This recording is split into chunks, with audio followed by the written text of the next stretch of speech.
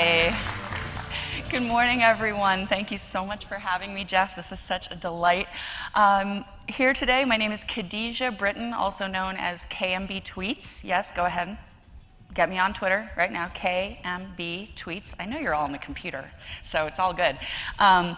Also known as KMBZ, also known as the white girl named Khadijah. And I'm here to talk to you this morning about race, health, and the importance of science education in young girls' lives, but more significantly, how that's actually changed my life. So my inspiration is one of my heroes, Carl Sagan. He said this amazing paragraph, which I'm actually going to just read because he says it better than me. Every kid starts out as a natural-born scientist, and then we beat it out of them. A few trickle through the system with their wonder and enthusiasm for science intact. And, you know, I'm going to talk to you about the fact that we really need kids to keep their wonder and enthusiasm for science intact. We are in the middle of what's called the STEM revolution. How many people have heard the term STEM? Okay, good. We've got the whole room. Now, I personally hate the term STEM, science, technology, engineering, and math. STEM, kids hate it. I usually go with STEAM, science, technology, engineering, arts, and math, or STEAM, science, technology, engineering, arts, humanities, and math, because really, it's all got to be integrated. Kids love music. We have a program called Hip Hop Ed. You can also follow the hashtag Hip Hop Ed online. Kids love art. Why not integrate it? It's all the same stuff. But we have to teach our kids science in order for the future of our country, our world, all the environmental issues that we're facing. And yet, instead of bringing them down Obama's STEM pipeline, we're instead bringing many of our kids down the school-to-prison pipeline. Now, this is a racially disparate pipeline. How many people have heard the term school-to-prison pipeline? Okay, much less, right? But I'm going to tell you about this phenomenon and how we can stop it. So what we've got is, the situation is basically when you're a very little kid and you go through school, you're kind of trained as to how to behave as a human being in the world, right? Well, little kids are taught very different messages. And as the Department of Education has said in a recent report, which you can look up online, Department of Education, school-to-prison pipeline, Google, return, it'll be there. You know, we have two stories. Two kids set off a fire alarm. One is a white ninth grader, got 1 day suspension. In that same exact school district, that same year, 2010, a 5-year-old kindergartner was suspended for a week for the same activity. And he's a young, a very tiny, adorable black child. And they featured this parallel in the story. But I'm here to talk about the two very different results that happen whether you're white or black doing a science experiment in school. So this is Kira Wilmot. How many people have seen this picture before? We got a handful. Okay, all of you must follow me on Twitter already. So Kira is an amazing honors student at Bartow High School, or at least she was, until she made the terrible mistake of practicing her science experiment on school grounds. Kira had never been in trouble at school. Every single person from the principal on down said she was just a dream. Her and her sister play in the same classical music group, playing cello and viola.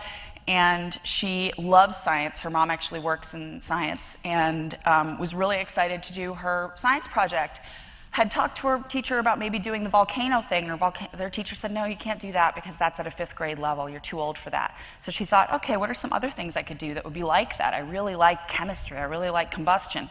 Well, she made this mistake of trying out an experiment her friend told her. Took some tinfoil and some Drano, basically, put them in a plastic bottle, a little water bottle, one of those tiny ones, closed at the cap, and they combusted.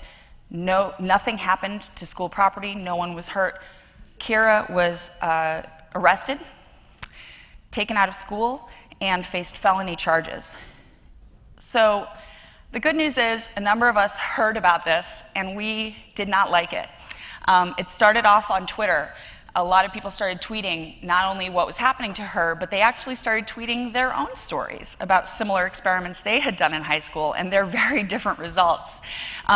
we have some stories here. You can't really read it because it's too far away, but one of my favorites is Greg Hayes. We set a dummy on fire and threw it off the top roof of Los Gato High on VHS for our physics class video. Well, my story is very similar in that we actually set a rocket off of the highest building at MIT as part of an after-school program. Yes, that was a combustible rocket, and no, it was not allowed. And yeah, here I am on stage, not in prison. So a bunch of us got together, scientists, racial justice advocates, this amazing group, Dream Defenders, put out a call-in to support Kira and get her back in school and out of prison. And we did a petition on change.org. I was lucky enough to be good friends with William Winters, who works at Change, gave him a phone call. He got me on the phone with his boss. We all coordinated a plan to get this petition from what at the time was 900 signatures up to 195,845. So what we did was, this was over the course of a week that we got this many signatures.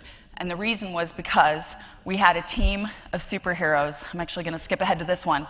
Danielle Lee wrote a blog post on Scientific American. She's an amazing PhD scientist currently doing research in Tanzania. Matthew Shipman collated all of those tweets of the different stories, mostly of white scientists, telling how they all had done crazy stuff like this in high school and none of them had gotten in trouble.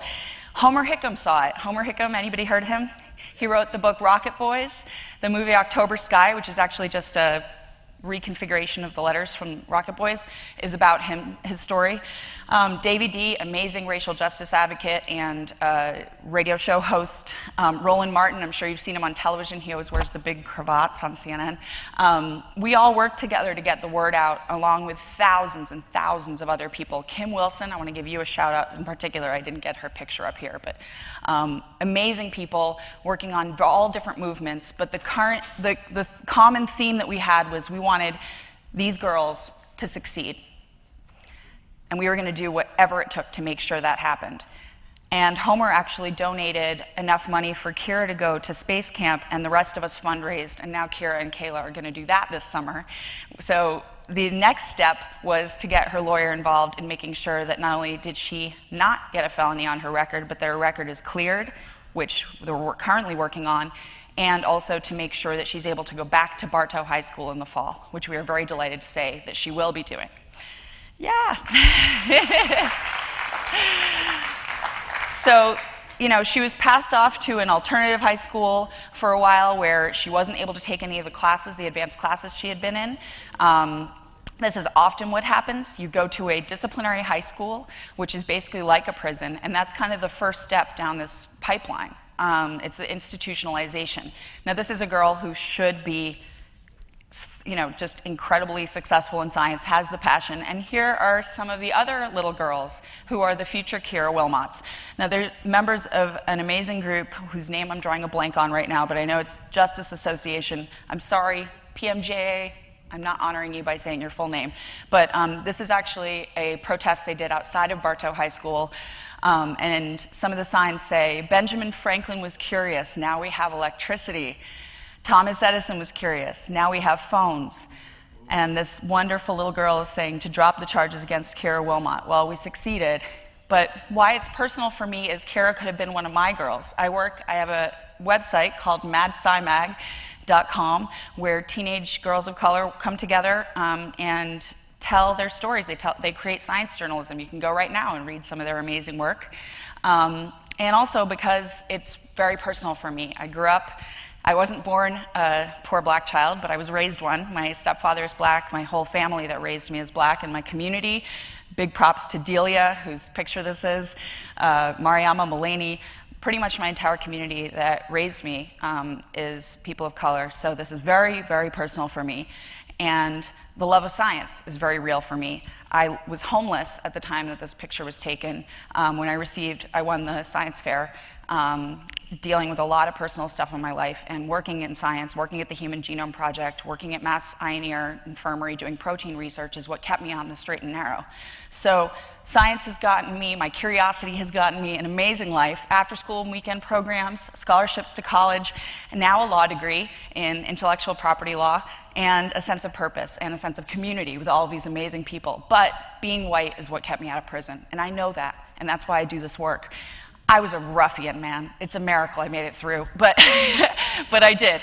So what I knew then, and I now know, is that I wouldn't have made it without science, wouldn't have made it without mentors, and all kids deserve the same. So please join me. Get involved in my superhero crew. Follow me at KMB Tweets. Tell me how you can participate and help out, and let's change the world. Thank you.